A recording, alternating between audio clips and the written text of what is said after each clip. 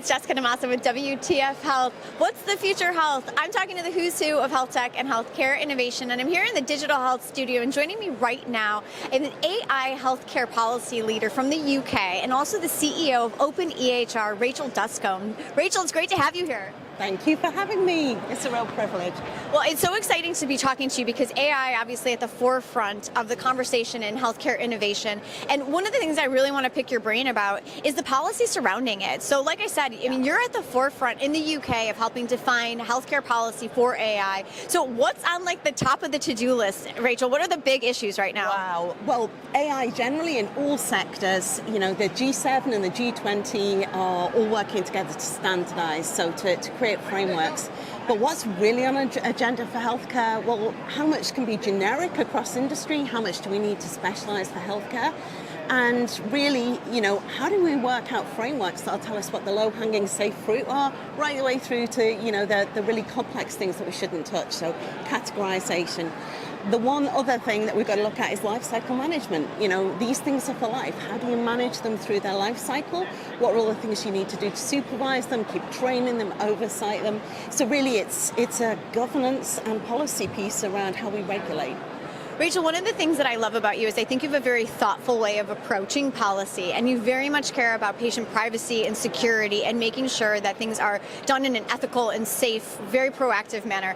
Talk a little bit about, you know, maybe some of your concerns about AI, some of the questions that you've been voicing along the way in terms of helping create the policy, and then maybe give us like some of your thoughts on what some of the solutions are to make sure that all of this it's all done in the most ethical way possible.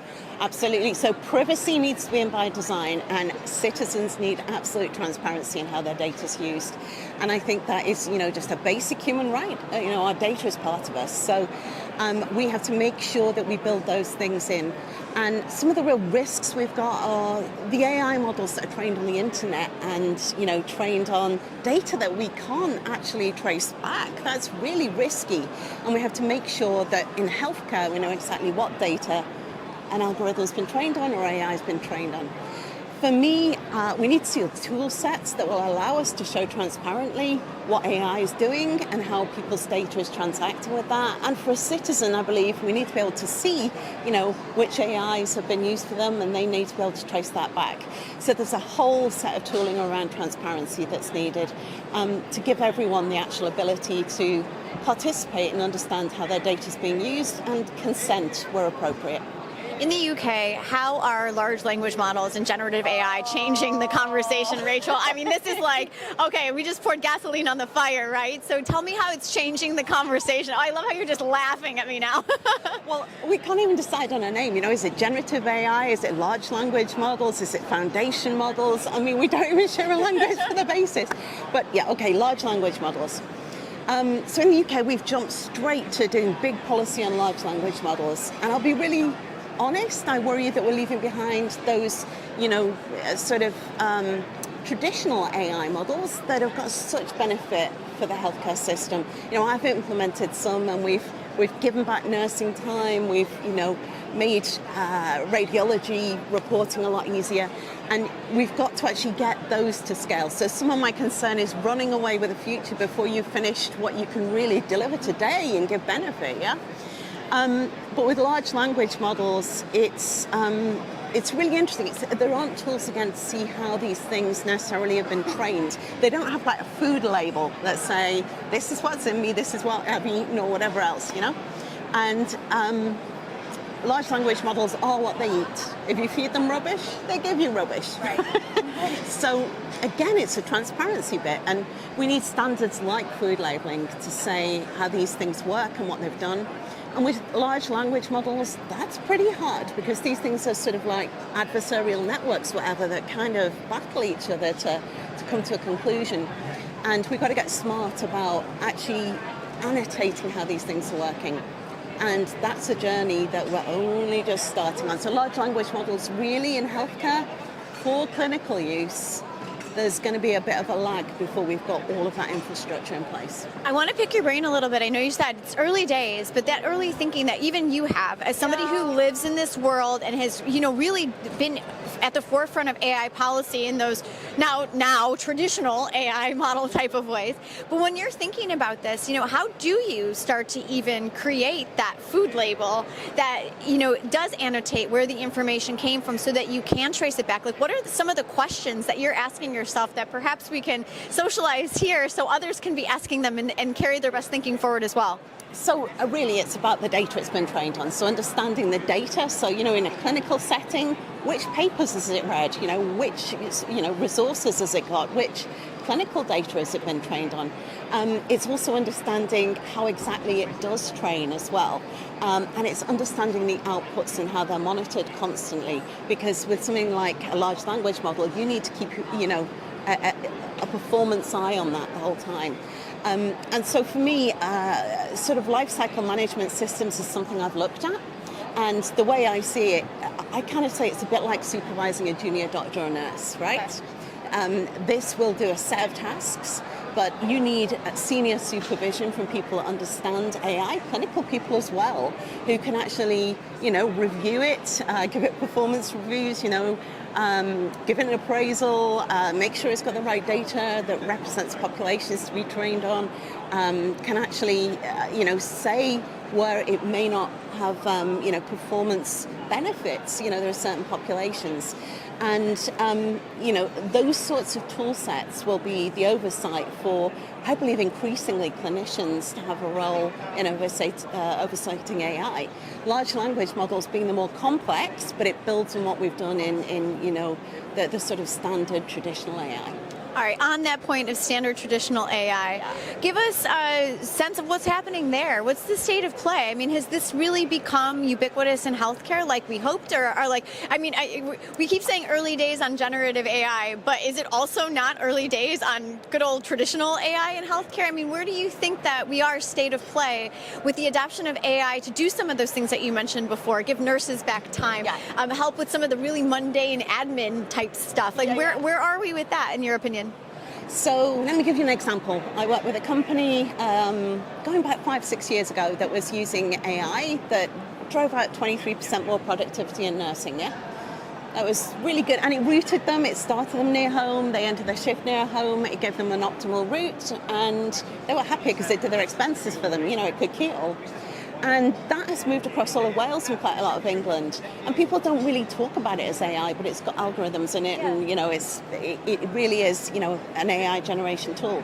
So these things are quietly moving in to actually give time back to care or productivity gains or taking away the things humans shouldn't do. And we don't really talk about some of the successes. The other thing is not invented here syndrome, which is where you do it somewhere and you go, this is ours, we've done it, it's brilliant, and everyone else goes, oh, it's them again, right? So we have some real islands of great work. I'm thinking radiology, I'm thinking scoring around dementia, I'm thinking about, some great work I've seen and worked on in kidney disease. But what we don't have are the frameworks to actually allow this to scale. And I'll give you an example of one thing that's stopping it scaling. So if you get evidence in one place that it's working well, how can that evidence be shared, but then you work out the difference in the next place you want to implement? It could be population demographics, it could be around your clinical model, and then how do you retest, right? So these regimes for working out how it's safe in one environment, getting the evidence, and then working out how you take it to the next environment. We don't have standards. We do not have standards yet in AI for any of this stuff. And so it's really sort of an unknown for people as to how they should, take it and scale it.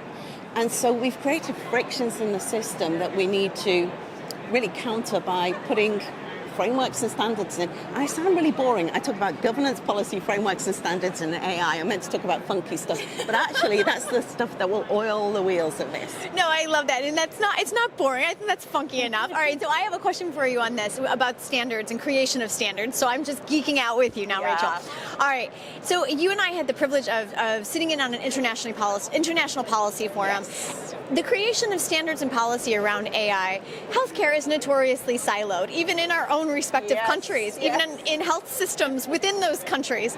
The definition of some of these standards that need to be created for the effective implementation of AI, how do we collaborate?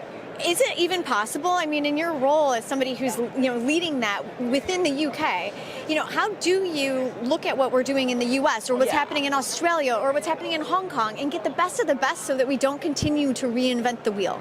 Right, so this is a rallying call. We need to do this now together. This is a world problem, right? Humans are humans across the globe. A world opportunity. It's a world problem and opportunity, I'll give you that. Let's do this once. You've got the G7 and the G20 meeting and talking about these things on a cross-industry basis. But in healthcare, you've got the World Health Organization who are, just starting work, as we heard on this. Let's all work together because actually, as we've seen with things like interoperability standards that are taking off, we can do things once and then globally scale. And frankly, human healthcare data is common across the globe. It's really common. And we need to make sure that we are encompassing everyone on this planet and making sure that they've got the frameworks to do this. I've done some work with low to middle income countries who are doing brilliant things in AI. The wonderful thing is we can scale it from low to middle income countries with these frameworks. So it's about everyone on the planet, I think. Let's stop being so kind of protectionist and siloed. And let's just recognize that sometimes we've got an opportunity we can work on together. Yeah, let's learn our lesson from our last big foray getting into healthcare data, right? Okay, last words from you. What's the thing that you're singularly focused on, you think, going forward this next year or two when it comes to AI policy? What's the big thing? Actually, I'm going to say something you're probably not expecting, and it's actually skills, right? Okay. Because I think we've got to democratize the knowledge, the language. I just talked about having 3 names for large language models. Right. Can we settle on some names? Can we talk about the same language? And actually, we've also got to share this with our citizens, right? We've got to start the big conversations about how healthcare will be delivered. So, how decisions are going to be made, how data will be used to make decisions about you and make better sort of outcomes for your healthcare. And I think that education, citizens, healthcare systems, leaders, policymakers, I think that piece for me is really important because we're all needed as part of this debate. Thank you so much, Rachel. All right, that was Rachel Dunscombe, everybody. If you want to catch more interviews with the who's who of health tech as they are changing the way that we do healthcare, you can head on over to my YouTube channel. It's youtube.com/WTF Health. You'll find more of these Digital Health Studios interviews there, as well as others with thought leaders from around the world. I'm Jessica DeMassa. Thank you so much for joining us. Bye.